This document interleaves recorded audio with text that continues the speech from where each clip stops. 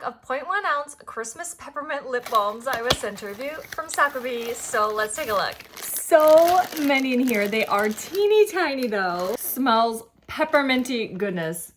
Just yum. There are 5 designs in here, 10 of each. Here's a cute little reindeer, a gingerbread man, an elf with a candy cane, Santa Claus, snowman. So they're really great for like putting into goodie bags or stocking stuffers, you name it. Each one is labeled lip balm, function moisturizing, 0.1 ounces. The ingredients are not individually labeled, but they are on the box. They just pop right open. There you go. Standard use, you just twist the bottom. Let's give it a go.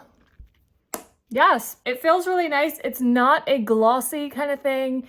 It's not a lip gloss. It's not tinted.